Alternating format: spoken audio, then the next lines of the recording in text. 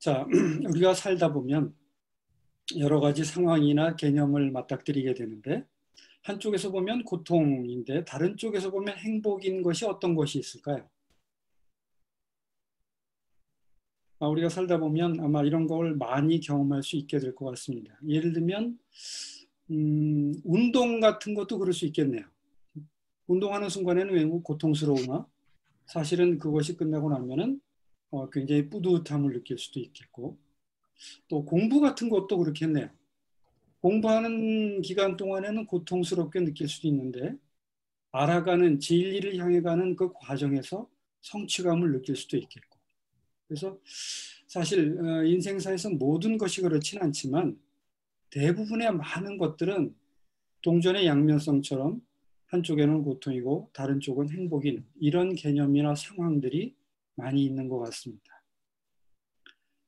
양쪽을 다 보면 좋은데 때로는 우리는 한쪽만 눈에 보일 때가 있습니다. 우리는 왜 다른 쪽, 이 고통 건너편에 있는 기쁨, 행복, 긍정적인 거는 생각하지 못하고 왜 한쪽만 우리는 보게 되는 걸까요? 비지스라고 하는 그 오스트레일리아 그룹이죠. 1977년도에 노래를 통해서 비지스가 이에 대한 이유를 이야기했습니다. 왜냐하면 우리는 어리석은 세상에 살고 있기 때문에 그것이 우리를 좌절시키고 낙담시키고 고통스럽게 한다라고 비지스가 노래가사 한 말에 이런 말을 적었습니다. 우리가 어리석기 때문에 고통만 본다 이런 뜻입니다. 다른 면도 있는데. 자, 그러면 우리가 고통의 이면에 숨겨져 있는 저 안에 깊이 자리 잡고 있는 기쁨, 행복, 긍정성, 고통을 그런 쪽으로 연결시킬 수 있다면, 다른 말로 한다면 승화시킬 수 있다면 굉장히 바람직한 일일 텐데 어떻게 해야 우리가 과연 그런 작업을 할 수 있을까요? 그때 바로 필요한 것이 지혜입니다. 그러니까 지혜로운 사람은 고통을 단순한 고통으로 여기지 않고 고통을 단순한 고통으로 바라보지 않고 그 속에 깊이 숨어져 있는 진정한 가치, 행복 바라볼 수 있도록 하는 게 바로 지혜의 힘이지요. 그 지혜가 과연 무엇이냐? Deep love, 깊은 사랑이다 라고 역시 비지스가 이야기하고 있습니다. 비지스의 이러한 이야기가, 이러한 주장이, 이러한 노랫말이 과연 사실인가, 진실인가? 지금부터 한번 파헤쳐 보도록 하겠습니다. 러브에는 종류가 많죠. 남녀 간의, 이성 간의 사랑도 있겠고, 부모 자식 간의 사랑도 있겠고, 친구 간의 우정도 있겠고, 그런데 오늘은 그런 것이 아니라 우리 모두의 공통의 관심사인 마스터풀 코칭에 대한 딥 러브, 우리는 과연 마스터풀 코칭을 얼만큼 깊게 사랑하고 있는가? 그것은 과연 무엇을 의미하는가? 그에 대해서 한번 본격적으로 알아보도록 하겠습니다. 오늘 제가 준비한 강의 내용은 미국에 있는 로버트 하그로 박사에게 미리 전화를 걸어서 사전에 오늘 제가 이러이러한 내용을 강의하겠습니다 라고 미리 사전에 양해를 구한 적은 없습니다. 없고 제가 독단적으로 오로지 저의 생각으로 이 강의를 준비했습니다. 그래서 제 강의를 이제 들으시는 여러분들은 때로는 이런 반응을 보이실 수도 있어요. 아니, 저 양반 저런 얘기를 하는데 그게 정말 맞는 말인가? 다르지 않나? 또는 심지어는 에이, 그건 아니지. 저 사람 너무 일방적으로 자기 생각만 이야기하고 있는데 그건 아니지 라는 생각이 드실 수도 있습니다. 근데 저는 여러분들이 어떤 생각을 하시든 환영입니다. 왜냐하면 우리가 같이 학습하고 공부하고 행위하는 코칭이라는 것 자체가 생각의 확장, 다양한 의견의 수렴을 통해서 각자 자기에게 맞는 답을 찾아가는 과정이 아닙니까? 그래서 지금부터는 제 강의에 대해서도 여러분들이 다양한 의견을 가지시면 좋겠습니다. 오늘 제가 준비한 컨텐츠는 세 가지입니다. 땡땡땡은 한 방이 아니다. 근데 땡땡땡은 한 방이다. 땡땡해야 바뀐다. 이렇게 세 가지를 준비했는데 제가 이 워딩을 준비하면서 고민을 많이 했습니다. 한 방이다. 이런 말이 좀 너무 그 저속한 표현인 것 같아서 좀 점잖은 표현이 없을까 하고 고민을 많이 했었는데 아무리 생각해도 제일 간단하고 짧게 표현하는 게 이 방법인 것 같아서 제가 그냥 저급하지만 강의 수준에 맞춰서 저급한 이런 워딩을 좀 썼습니다. 자, 먼저 땡땡땡은 한 방이 아니다. 이 말씀부터 좀 드리도록 하겠습니다. 제가 몇 년 전에 운동을 극심하게 열렬했어요.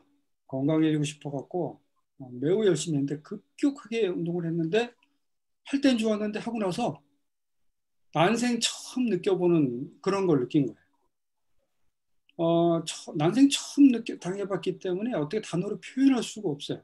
뭐 어지러운 것 같기도 하고 약간 메슥메슥거리는 것 같기도 하고 뭐 하여튼 서 있을 수도 없고 그래서 앉았는데 앉아 있을 수도 없어서 거의 그 쓰러지다시피 해갖고 막 그런 적이 있었습니다.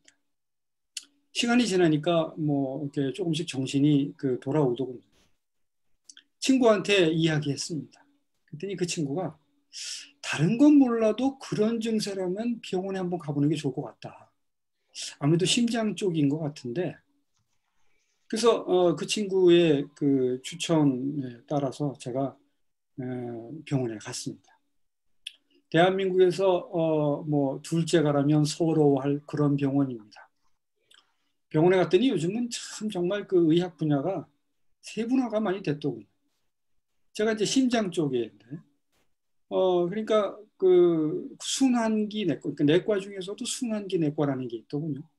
그 중에서 하여튼 이쪽을 전담하는 그런 교수님한테 이제 갔어요. 그래서 제가 경험했던 걸 말씀드렸더니 요즘 같은 시대에도 모든 진단의 기본은 청진기더구만요. 그 사람이 청진기를 가지고 제 심장을 청진을 했습니다. 첫 마디가 뭐냐면, 선생님은 절대로 협심증은 아닙니다. 이런 얘기. 그래서 제가 일단 안심을 했습니다. 그 당시 저는 협심증이 뭔지도 잘 몰랐습니다. 근데 하여튼 뭐 무서운 병인 것 같은데 그게 아니라니까 뭐 그 양반이 이런 얘기를 합니다. 협심증은 아닌데 기왕 여기까지 오셨으니까 그냥 CT를 한번 찍어보고 하십시오. 그래서 제가 그럽시다. 그리고 컴퓨터 진단 촬영을 했습니다. 결과는 협심증이었습니다. 협심증이 뭐냐면 관상동맥이라고 하죠. 심장으로 이렇게 들어오는 혈관 중에서 관처럼 생긴 그런 관상동맥이 70%가 제가 막혀 있었답니다. 70%가 막혀 있는 건 스텐트 시술의 바로 기준입니다. 그때부터 스텐트 시술을 하는데 이 의사가 저에게 일단 약으로 한번 치료를 해보시죠. 그래서 제가 그때부터 지금까지 약물 치료를 받고 있습니다. 자, 이 의사에게 아쉬운 점이 있었다면 어떤 점일까요? 이 의사가 지금도 훌륭하신 분인데 조금 더 훌륭한 의사로서 발돋움할 수 있는 어떤 무엇이 있다면 그 포인트는 무엇일까요? 이분은 오토매틱 엑스퍼트라고 불립니다. 의학계에서 체계적으로 이르는 말입니다. 오토매틱 엑스퍼트는 하여튼 거의 자동 기계 수준으로 잘한다 이런 뜻이겠죠. 이분도 처음에 의과대학을 졸업했을 때는 노비스 수준이었습니다. 초심자였죠. 초심자는 항상 어려움을 만나게 되죠. 그래서 그 어려움을 해결해가는 과정에서 성장하게 되는데 문제는 뭐냐면 그 어려움을 해결하고 나면 또 다른 어려움이 기다리고 있다는 겁니다. 이런 식으로 어려움을 해결하고 그 과정의 연속선상에서 제일 끝에 점쯤에 있는 게 바로 엑스퍼트입니다. 그 그래프를 전체적으로 한 그래프로 나타나면 이와 같이 됩니다. 이런 거를 프랙탈이라고 합니다. 전체적으로 봐도 한 모양인데 세부적으로 봐도 같은 모양입니다. 그러니까 이건 어떻게 보면 우리 인생 삶하고도 비슷하다고 볼 수도 있습니다. 인생을 살다가 어려움이 닥칩니다. 그 다음에 그 어려움을 극복합니다. 다시 또 다른 어려움이 찾아옵니다. 어떻게 보면 죽을 때까지 이런 것의 연속이죠. 그런데 그것이 사실은 큰 곡선을 보면 이런 식으로 나타나게 될 수 있습니다. 자, 의과대학을 처음에 졸업한 노비스 초보자들은 아무것도 못합니다. 그분들에게 수술을 맡겼다가는 큰일 납니다. 그래서 그분들에게는 절대로 수술이 허용되지 않습니다. 그런데 인턴 레지던트를 거치면서 경험을 쌓게 되면 어드밴시드의 단계로 올라서게 됩니다. 그때는 뭐냐면 지도교수의 입회 하에 수술을 할 수 있는 거죠. 그 다음 단계가 컴피턴트입니다. 여기는 지도교수가 항상 입회하지는 않지만 문제가 생겼을 때 호출만 해서 도움을 받는 그런 간헐적 도움을 받는 상태가 컴피턴트인데 거기서 더 경력을 쌓게 되면 프로피시언트로 발전하게 됩니다. 여기서부터는 도움 없이 혼자 독립적으로 진단, 처방, 수술이 가능한 거죠. 그런데 거기서 조금 더 발전하면 드디어 엑스퍼트 단계로 돌입을 하는데 저를 담당한 제 주치의는 오토매틱 엑스퍼트, 즉 눈 감고도 수술하는 정도의 경지에 오른 사람입니다. 그러니까 의사 한 명을 길러내는데 이렇게 오래된 시간과 단계가 필요한 겁니다. 그분은 자기 분야에서 최고 권위자입니다. 그런데 그 최고 권위자도 저에게 오진을 내렸습니다. 자기 청진기로 분명히 제가 협심증이 아니라 그랬는데 CT를 촬영해 보니까 제 혈관 상태는 70%나 막혀 있었던 거죠. 이런 분이 오토매틱 엑스퍼트인데 여기서 끝나는 게 아니라 아주 드물지만 그 다음에 한 단계 더 위에 계신 분들이 있어요. 그분들을 delivery expert라고 이야기합니다.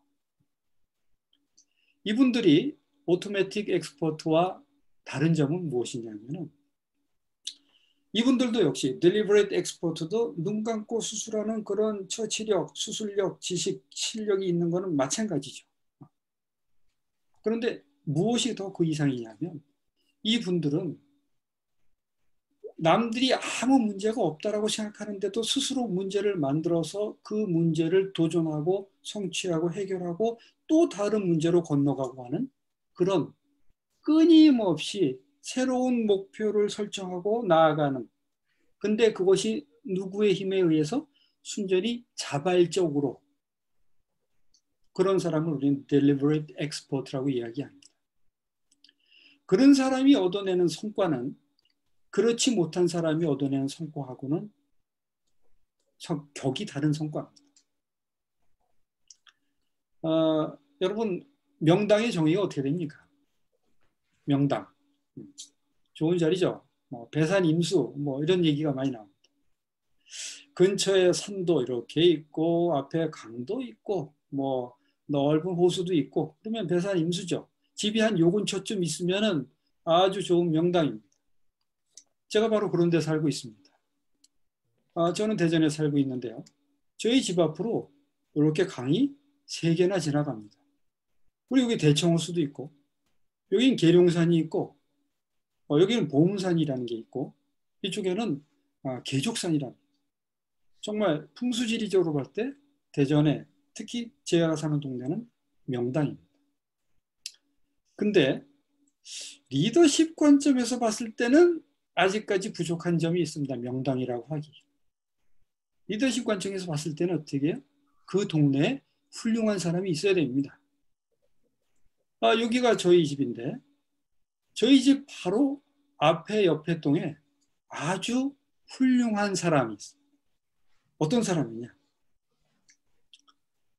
삼성전자의 회장이었던 권오현 회장이 아니고 권오영 회장의 고등학교 동창이 저희 아파트에 삽니다.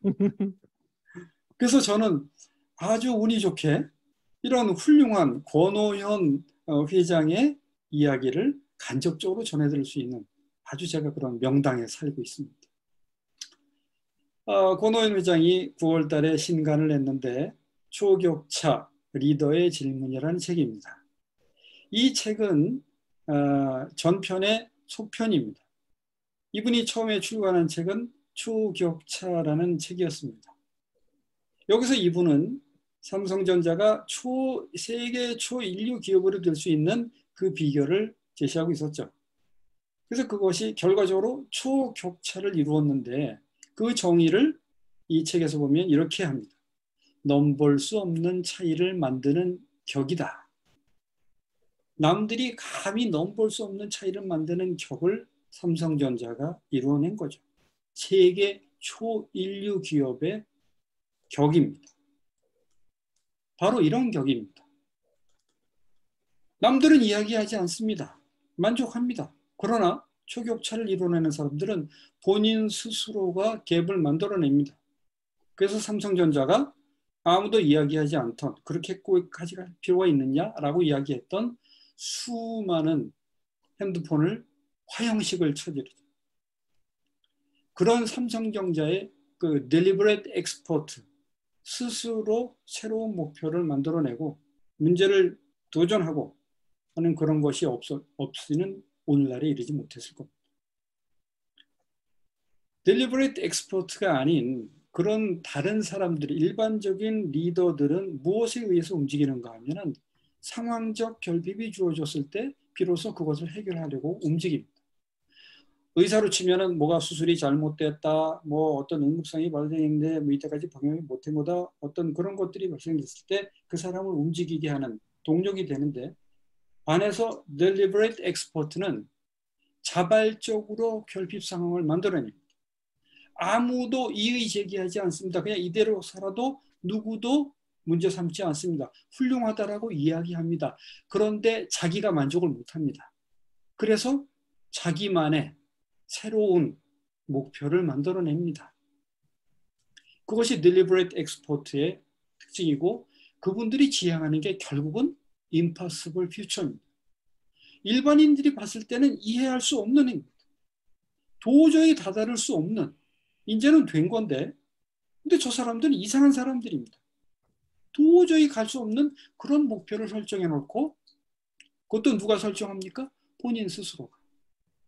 그런 것이 deliberate export의 특징입니다. 땡땡땡은 한 방이 아니다. 한 번에 이루어지는 것이 아니다. 뭡니까? 초격차라는 것이 그렇습니다. 우리가 삼성전자의 입지전적인 세계사적인 어떤 기업 경영에 있어서 그런 것들을 결과로 보기는 쉽지만, 받아들이긴 쉽지만은 그 격차, 초격차를 이루는 것은 오늘날 우연히 한 번에 딱 성과로 이루어지는 것은 결코 아니다. 그런데 반해서 땡땡땡은 한 방이다. 지금부터는 한 방에 대한 이야기를 하도록 하겠습니다.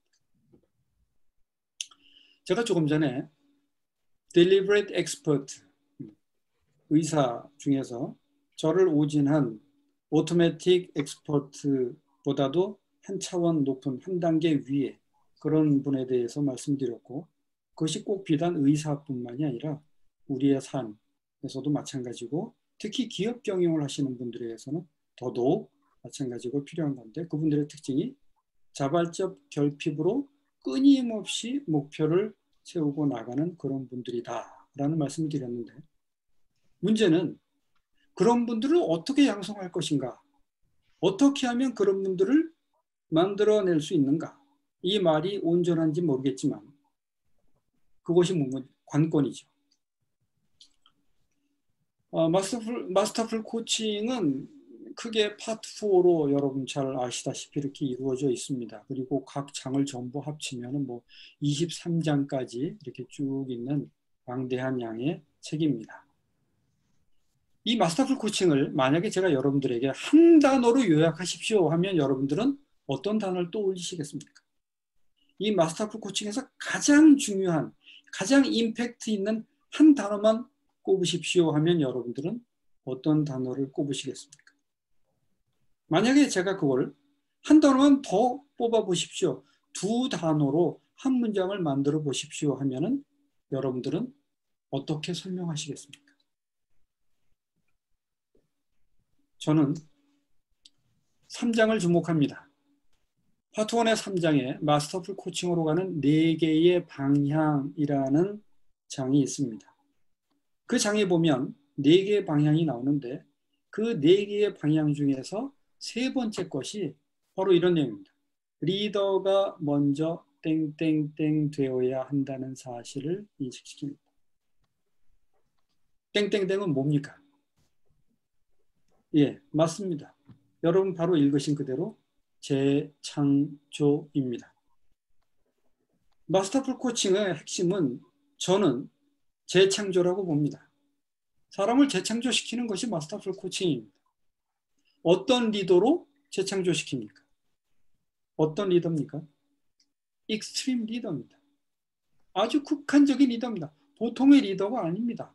남들은 다 됐다, 이 정도 하면 됐다 라고 하는데 그게 아니다 라고 스스로 결핍을 만들어내고 남들이 불가능하다는 것을 만들어내고 거기를 향해서 끊임없이 자발적으로 추진해가는 그런 이상한 리더, 익스트림 리더로 사람을 완전히 탈바꿈시키는 것. 그게 바로 마스터풀 코칭입니다. 이런 분들이죠. 그런 분들은 눈 감고도 수술하는 그런 의사들보다도 한 수 위에 저런 분들이 의학계에 큰 족적을 남기고 세계적인 초인류 의사가 되는 거죠. 기업은 초인류 기업이 되는 것이고 사람은 초인류 경영인이 되는 거겠죠. 재창조. 이 사람은 네훌류도프라는 사람입니다. 이 사람이 고모 집에 머무르게 됩니다. 근데 고모는 그 당시에 나타샤라는 수양딸을 집에 데리고 있었습니다. 말이 수양딸이지 사실은 하녀급에 막 부리고 있었던 거죠. 어느 날 네훌류도프는 그 나타샤를 범합니다. 범해서 나타샤를 임신을 시켰는데 결국은 그 임신시킨 나타샤를 내쫓고 그 내쫓긴 나타샤는 범죄와 연결이 됩니다. 그래서 결국은 감옥에 가게 되고 불행한 나날을 보내게 되죠. 어느 날 네훌류도프가 자기가 그렇게 한 짓을 너무 부끄럽게 생각합니다. 그래서 나타샤를 도와주려고 결심을 하게 됩니다. 그 과정에서 나타샤뿐만이 아니라 우리의 삶 속에서 우리는 모르지만 억울하게 힘들고 나약하게 저렇게 갇혀있는 불행한 그런 고통을 당하는 사람들이 많이 있구나. 내 남은 삶은 저런 사람들을 위해서 돕는 삶으로 내가 남은 삶을 바쳐야 되겠다. 이런 생각을 하게 됩니다.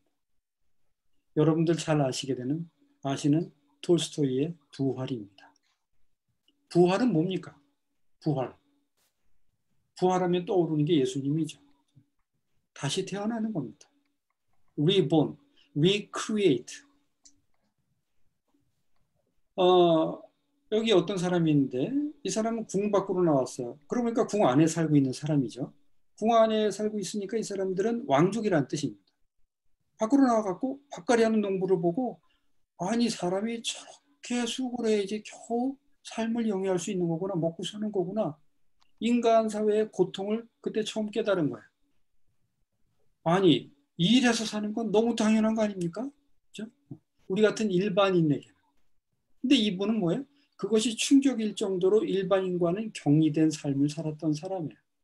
일이라는 건 몰랐고 눈 뜨면 먹을 것, 입을 것 그런 것들이 쫙 들여내 있고 온갖 편안함이 다 마련되어 있던 그런 사람.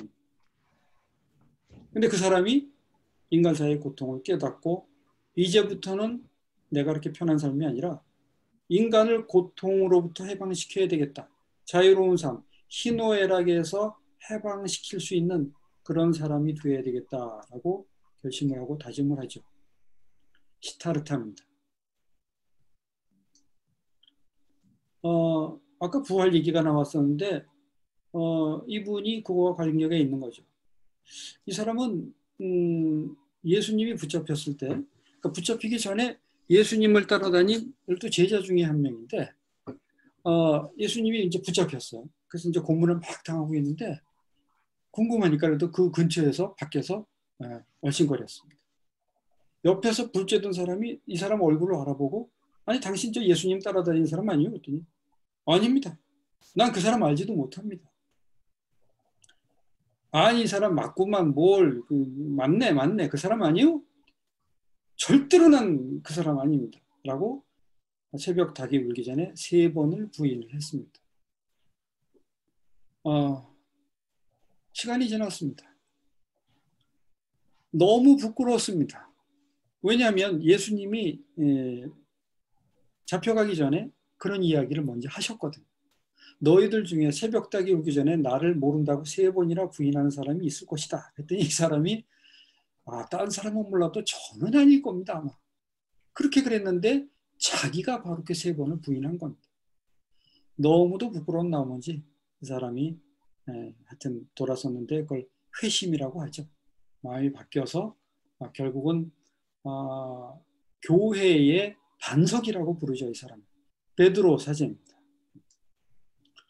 이 사람이 결국은 너무도 자기의 뉘우침을 뉘우쳐서 결국 이 사람도 예수님의 뒤를 따라서 그렇게 잡혀서 결국은 이제 죽음에 처해지게 되는데 나는 예수님과 같은 모양으로 이렇게 될 수 없다. 나는 배신자고 예수님을 뭐 근처도 갈 수 없는 사람이니까 나는 예수님과 달리 거꾸로 차라리 나를 매달아라. 그래서 십자가에 예수님과 반대 방향으로 거꾸로 매달려서 돌아가신 분입니다. 성인이시죠. 네훌류도프, 시타르타, 베드로 이 3사람은 어떻게 된 겁니까?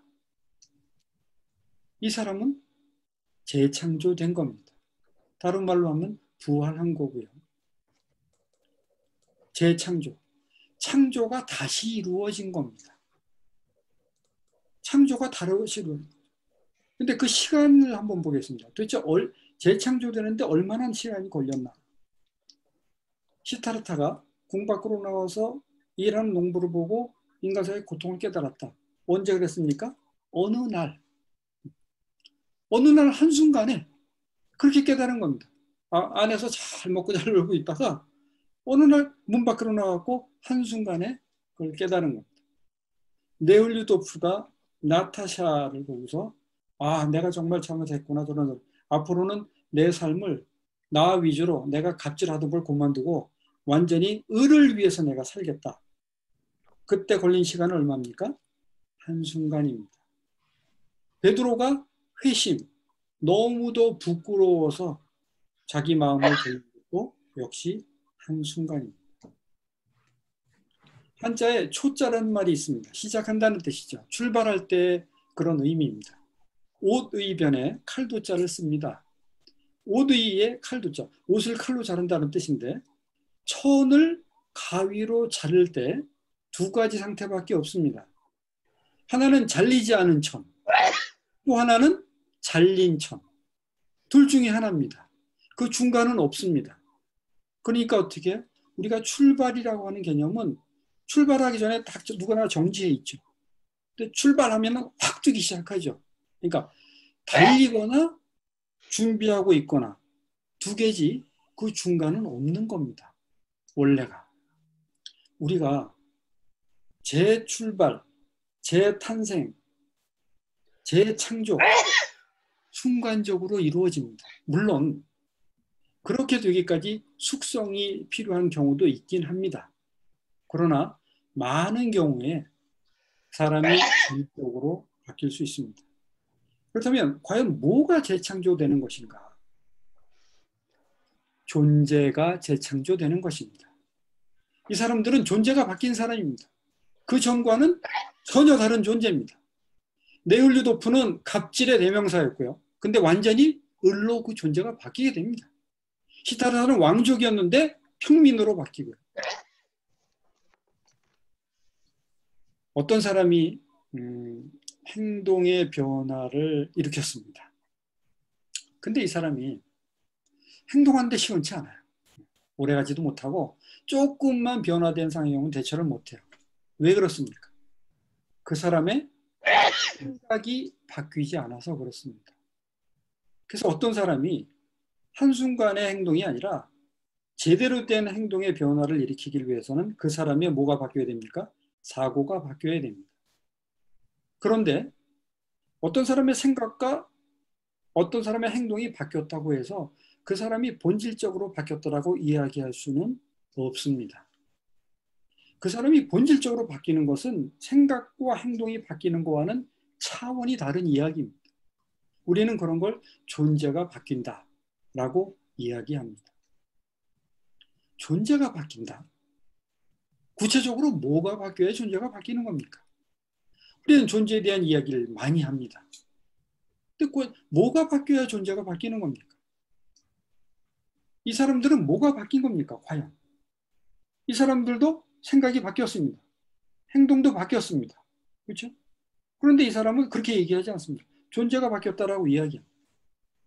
왜? 이 사람이 지향한 바가 달라진 겁니다. 이 사람 네흘류도프는요, 평생 자기가 잘 먹고 잘 사는 남들 생각 없는 그런 거에 가치를 뒀었는데 그게 아니라 나보다 힘없고 약한 약자의 돕는 삶에 가치를 둔 거고요. 시다르타는 왕족으로서 편안한 삶의 가치를 두지 않고 일반 평민들의 희로애락에서 해방시켜주는데 나의 존재의 의미를 둔 사람이죠. 베드로도 마찬가지. 뭐가 바뀐 겁니까? 가치관이 바뀔 때 우리는 그 사람의 존재가 달라졌다. 이런 이야기를 합니다.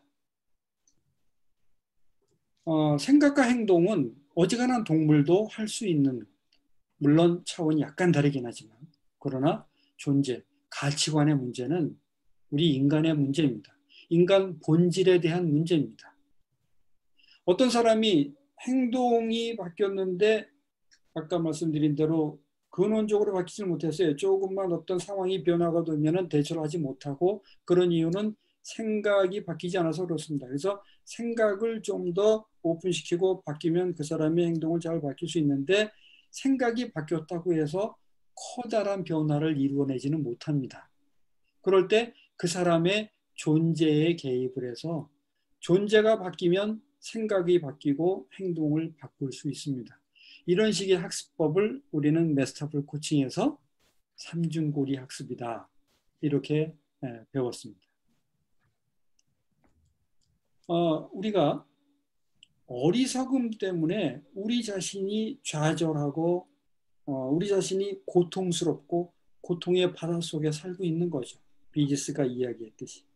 그런데 비지스는 그 다음 가사에서 그에 대한 해결책도 이야기하고 있습니다. 우리는 원래 우리 자신대로 존재해야 된다는 거예요. 근데 그렇게 존재하지 못하고 우리는 좌절하고 고통스럽고 방황한다는 겁니다. 왜? 어리석기 때문에. 어리석음은 우리 존재를 우리 존재답게 하는 데에 장애물이죠. 그래서 그 어리석음으로부터 나올 필요가 있는 거죠. 그 어리석음으로부터 나와서 단지 행동과 생각이 바뀌는 거에 차원을 뛰어넘어서 우리의 존재가 바뀌어서 진정한 우리의 가치관, 우리 자신, 원래 우리의 본질로 되돌아가는 것. 그걸 땡땡땡이라고 이야기합니다. 근데 그 땡땡땡은 한순간에 이루어집니다. 재창조가 바로 그런 겁니다. 자, 제가 재창조는 한순간에 이루어진다고 말씀드렸는데, 근데 어떻게 해야 바뀌냐? 지금부터 보겠습니다. 마스터풀 코칭은 코치가 피코치를 만나서 재창조시키는 작업입니다. 재창조된다는 것은 지금까지 보셨듯이 사람이 완전히 존재가 바뀌는 겁니다. 생각이나 행동의 차원이 아닙니다. 그럼 그렇게 하기 위해서는 마스터풀 코칭은 무엇을 해야 되겠습니까? 조금 더 구체적으로 말씀드리면 마스터풀 코치가 가만히 있는다고 해서 이 사람이 재창조되지는 않습니다. 자기의 존재 가치를 바꾸지는 않습니다. 우리도 뭔가를 해야 됩니다. 마스터풀 코치도 뭔가는 바꿔야 됩니다. 우리는 뭘 바꿔야 될까요? 두 가지만 빼고 다 바꾸시면 됩니다. 제 이야기는 아닙니다.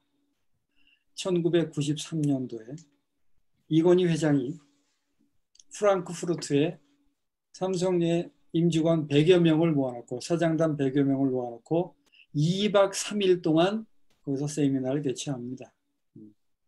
그래서 그 자리에서 이야기했었죠. 우리가 마누라하고 자식 빼고는 다 바꿔야 된다. 근데 왜 바꿔야 되는 겁니까? 아니, 그걸 바꾸지 않으면 안 됩니까? 그 프랑크푸르트 선언의 핵심적인 최종 기착지는 뭐냐면 배우자였습니다. 배우자가 와이프를 이야기하는 게 아니라 러닝. 그러니까 그 당시 삼성전자는 이류 기업이었습니다. 히다치, 뭐 소니, 뭐 이런 거에 다 일등이고 삼성은 그렇게까지 못했던 기업입니다. 그런데 거기를 배워서 우리도 언젠가는 세계 인류 기업이 되자. 그래서 2박 3일 동안 프랑크푸르트에 모여서 했는데 그때 내린 결론이 완전히 우리가 배워서 새로운 기업, 탈바꿈, 재창조가 되려면은 마누라하고 자식 빼고는 다 바꿔야 된다. 이게 1993년도에 이건희 회장이 했는데 그래서 결국은 돌아와서 삼성의 모든 것들을 다 바꾸게 되죠. 그래서 그 결과 모두가 어떻게 하던 반도체에 올인해 갖고 결국은 선망하는 세계 최고의 기업을 일궈낸 거죠. 어떻게 했어요? 모두가 반대했었습니다. 모두가 반대했던 반도체에 올인을 해서 deliberate export입니다. 이건희 회장 같은 분이죠. 우리 어떤 사람을 피코치를 만나서 그 사람의 행동만 순간적으로는 교정시켜 줄 수 있습니다. 스킬의 차원에서 접근해서 그렇게 할 수도 있습니다. 여기서 스킬이라는 건 말재주. 코칭을 배웠어도 마찬가지입니다. 내가 저 사람에게 말재주로 접근을 해서 그 사람의 어떤 행동을 교정시켜준다. 코칭을 배웠던 또는 지위, 권력 이런 것도 스킬에 해당이 됩니다. 그런 사람을 우리는 보스라고 얘기합니다. 보스가 이야기하면 듣는 척이라고 하고 또 이렇게 실제로 순간적인 행동을 하게 되죠. 그러나 그 사람의 마인드는 못 바꾸죠. 그래서 이제 그 사람의 생각에 접근을 합니다. 생각을 또 넓혀주고 답은 당신한테 있을 수 있다라는 걸 일깨워주고 사고를 확장시켜서 그 사람의 행동뿐만이 아니라 생각까지도 변화를 시켜줄 수 있는 작업을 하는 사람은 우리는 코치다라고 이야기합니다. 그런데 어떤 사람의 존재를 바꾸는 겁니다. 그러기 위해서 어떻게 나 자신, 나 마스터풀 코치 자신의 나의 가치관을 바꾸고 나의 생각과 행동과 나의 가치관 모든 걸 바꿔서 내 존재를 일단 재창조시킨 다음에 상대방에게도 그럴 것을 권유하는 사람을 우리는 마스터풀 코치라고 이야기합니다. 그렇다면 존재에 대해서 깊이 들어가는 건 무엇을 뜻하는 것인가? 삼성전자의 전 부회장이죠. 윤종용 부회장입니다. 그 사람이 이건희 회장을 모든 치밀하게 파고드는데 그는 경영인이자 철학자였다. 이런 회고를 합니다. 철학자? 철학자란 무엇입니까? 스티브 잡스는 그 당시에 메인프레임 컴퓨터에 사람들이 전부 달라붙어서 메인프레임을 켜야 다른 사람들이 터미널로 전부 작업할 수 있었고 그 다음에 퇴근하고 전부 집으로 가면 일을 할 수 없었던 그 당시에 나는 앞으로 언젠가는 사람들이 이 메인프레임에 매달리지 않고 각자 자유로운 공간에서 자유로운 시간에 제약을 받지 않고 일할 수 있도록 나는 그런 세상을 만들겠다라고 하는 게 스티브 잡스의 생각이었습니다. 더 말하면 스티브 잡스의 철학이었죠. 스티브 잡스가 결코 자기 개인 재산을 불리기 위해서 그런 건 철학이라고 이야기하지 않습니다. 초격차라는 책에 나왔을 때 신문 서평 중에서 이런 말이 있었습니다. 자칫 평범하고 당연한 내용일 수도 있는데 어떻게 보면 묵직하고 깊이 있게 볼 수도 있는 거다. 두 가지 극명한 시각 차이를 나타내 주는 거죠. 똑같은 책인데도 못 알아보면 평범하게 흘리는 사람이 있는가 하면 묵직하고 깊이 있게 느끼는 사람도 있는 법입니다.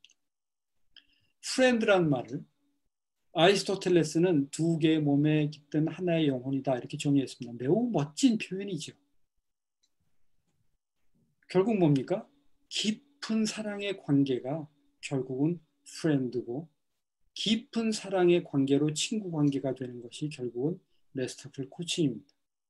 상대가 존재를 바꾸려면 사랑이 어떻게 해야 바뀝니까? 마스터풀 코치가 피코치에 대한 사랑이 깊을 때, 그럴 때 상대방이 존재를 바꿀 수 있습니다. 오늘 저는 세 가지 주제를 말씀드렸습니다. 익스트림 리더가 창출해내는 초격차라는 것은 결코 어떤 거 한 가지 딱 정해갖고 딱 이런 한 방에 이루어지는 게 아니다. 그런데 그런 사람이 되도록 하는 재창조는 한순간에 이루어질 수 있다. 근데 그건 그냥 되지 않고 마스터풀 코치가 깊이 있게 하나의 영혼으로 다가설 때, 그럴 때 그런 창조가 이루어진다라고 저는 오늘 말씀을 드렸습니다. 제가 6가지 토의 주제를 준비를 했습니다.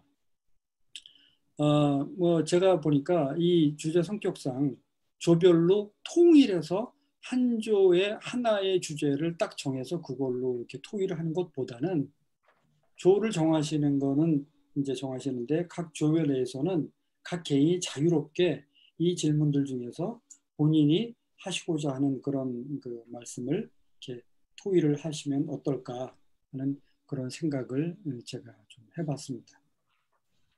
오늘 제가 시간을 2분 초과했습니다. 여러분들에게 시간을 못 지켜서 죄송하다는 말씀을 드리면서 제가 준비한 How Deep is Your Love 끝까지 잘 경청해 주셔서 감사합니다.